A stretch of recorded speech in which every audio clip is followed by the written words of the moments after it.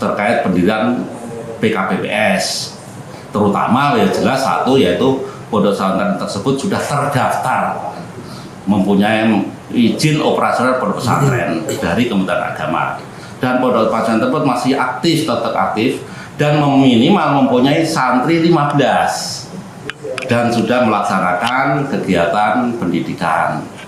Nah, itu diantaranya itu yang pokok itu.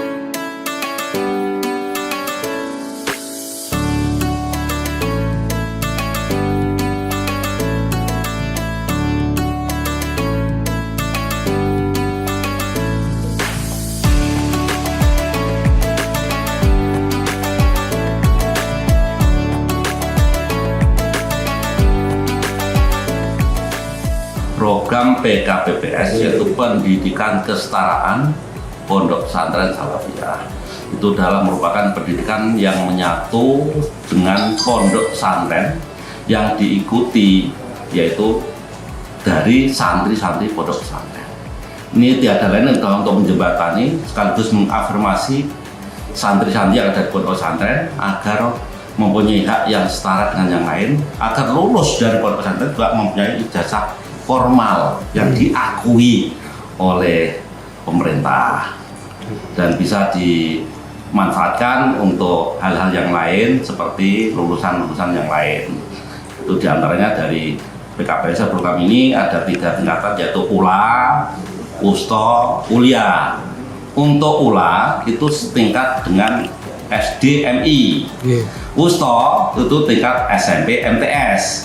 Kalau kuliah itu setingkat aliyah, dan lulusan semuanya itu bisa untuk melanjutkan di pendidikan yang lain selain pondok pesantren.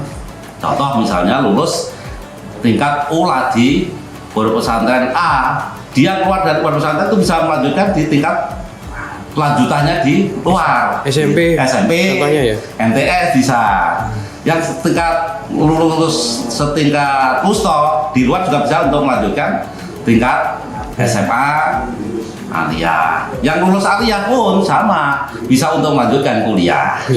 Untuk pegawai negeri bisa untuk daftar pegawai, dan alhamdulillah sampai sekarang sudah banyak lulusan yang bisa dimanfaatkan untuk meneruskan melanjutkan di pendidikan di luar. Kalau untuk total ponpes yang sudah menjalankan program tersebut ada berapa Pak? Alhamdulillah yang sudah mengantongi izin operasional ada tadi tingkat ULA ada 3, tingkat Wusta ada berapa tadi?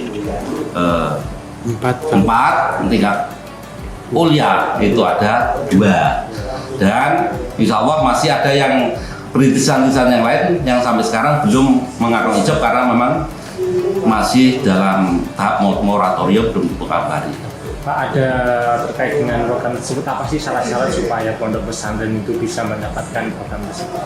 Jelas di situ sudah ada juknis yang ditentukan, ada ketentuan-ketentuan khusus terkait pendirian PKPPS, terutama ya jelas satu yaitu pondok pesantren tersebut sudah terdaftar mempunyai izin operasional pondok pesantren dari Kementerian Agama, dan pondok pesantren tersebut masih aktif, tetap aktif, dan minimal mempunyai santri 15 dan sudah melaksanakan kegiatan pendidikan. Nah, itu diantaranya itu yang pokok itu. Pak, kira-kira untuk prosentasenya itu dari berapa pondok pesantren yang ada di Kudus yang belum ini masih banyak, ini masih kecil, masih sedikit.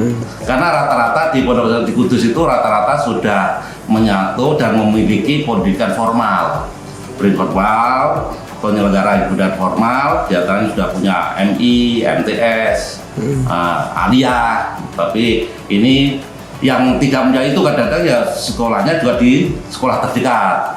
Tapi ini untuk menjembatani, memfasilitasi bagi santri-santri yang memang tidak sekolah di formal atau mungkin tidak mampu sekolah di formal. Kira-kira presentasinya berapa Pak? Yang mungkin Masih sedikit sekali kalau dibandingkan persentase dengan keseluruhan Pondok Pesantren Kudus. Oh gitu. Di Kudus itu pondok pesantren yang sudah berijab sampai sekarang itu 193. Tapi pendiri yang melaksanakan program BKPPS kan baru sedikit kan. Dan lulusannya juga masih sedikit, belum banyak. Tapi alhamdulillah sudah mulai bertambah dan bertambah. Alhamdulillah.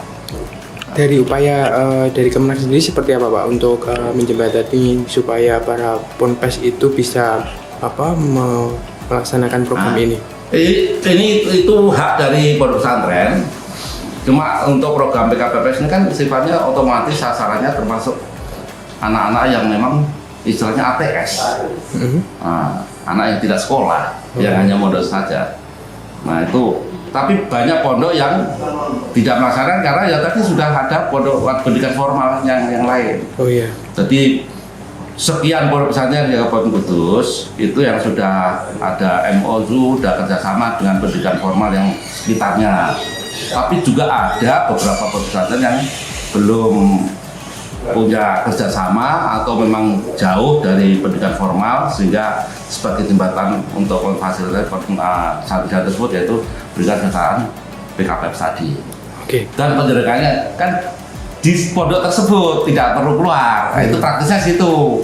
Jadi kalau formal kan dia keluar terus dari pondok keluar untuk sekolah di sekitarnya. Tapi kalau BKPPS tetap di pondok tersebut tidak perlu keluar. Oke.